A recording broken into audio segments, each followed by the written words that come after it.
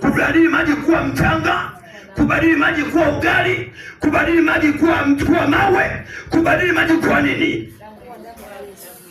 Kubadili maji kuwa damu. Sema kubadili maji kuwa damu. Shika maji yako, nyosha hapo kumekaa. Nyosha maji yako hapo kumekaa. Sema ninayo amri ya kubadili maji kuwa damu. Na sasa hivi haya maji sio maji tena, bali ni damu, bali ni damu. Likanitakase, likanifungue, likaniponye kwa jina la Yesu. Ninaamini hivyo. Pokea. Amen. Wakati wa kuweka sasa. Mungu anataka watu wenye imani, na ndio maana Biblia inasema wenye imani wataishi kwa wenye imani. Yaani soma kitabu cha Ibrania, naona ndio Kiswahili kile kinataka kulipita kidogo. Yes. Wenye haki wangu wataishi kwa imani, bali wale wenye roho ya kusita sita, roho yangu haiko na furaha nao. Mungu anataka watu ambao wanakwenda mbele zake wenye imani. Sema amina. Lakini kama unashaka, wewe ni kama mawimbi ya bahari. Sema amina.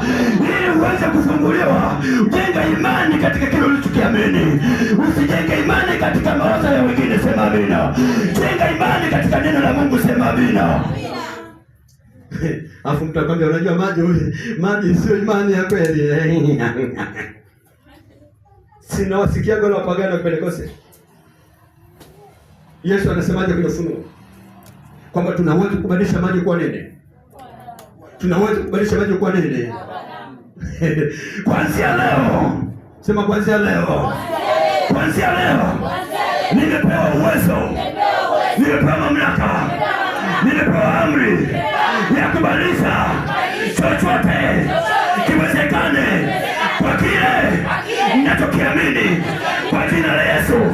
Na ikawa hivyo kwenye maisha yangu, ikawa hivyo kwa watoto wangu, ikawa hivyo kwa biashara, ikawa hivyo kwenye uchumi.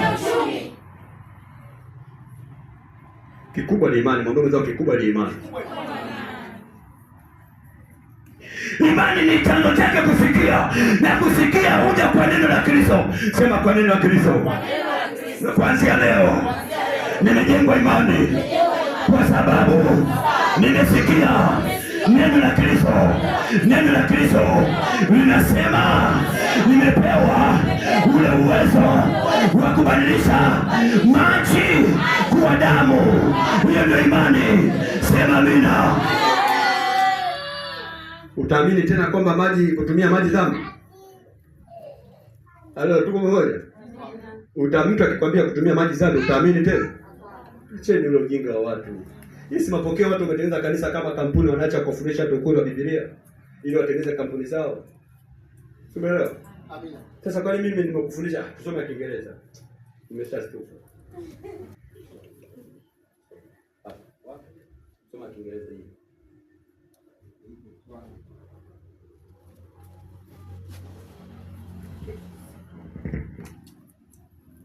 Revelation